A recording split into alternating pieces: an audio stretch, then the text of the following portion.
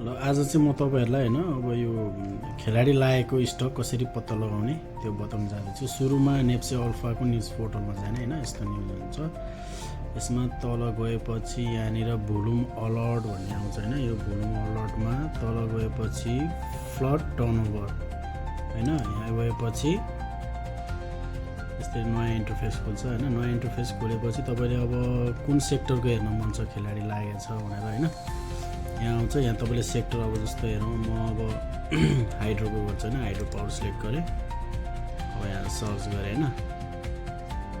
अब एउटा मात्रै लगाइरहेको छ, यो सबभन्दा धेरै यहाँ बिएसडिसी विन्ध्यावसिनी हाइड्रो पावरको सबभन्दा धेरै कसले सेल गरिरहेछ, त्यो खेलाडीले सेल गरिरहेछ। अकुमुलेसन कसले गरिरहेछ, 50 उसले नै गरिरहेछ, यो 58ले नै गरिरहेछ होइन।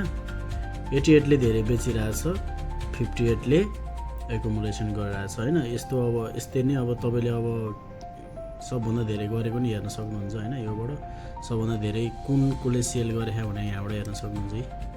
यस्तो ठाडो ठाडो आयो भने होइन, यो अर्कै देखाए। त्यसरी यो एउटा मात्रै भयो भने चाहिँ यो धेरै बेचेको, अनि एउटा मात्रै यस्तो भयो भने यो धेरै सेल गरेको भन्ने हुन्छ होइन। अनि तपाईँले यतापट्टिबाट नि हेर्न सक्नुहुन्छ, यतापट्टिबाट यो एलटिपीबाट नि हेर्न सक्नुहुन्छ होइन।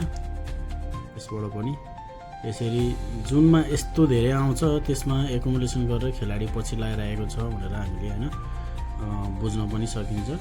र त्यो खेलाडीलाई त्यो ब्रोकर नम्बरलाई चाहिँ हामीले फलो गरेर यसले कुन कुन किन्दैछ, कति सेल गर्दैछ भनेर यो स्टक पनि विचार गरेर मात्र स्टप लस राखेर मात्र होइन यसको पछि लाग्न सकिन्छ, यसलाई किन्न सकिन्छ। आजलाई यति नै, धन्यवाद। अर्को भिडियोमा आउनेछु।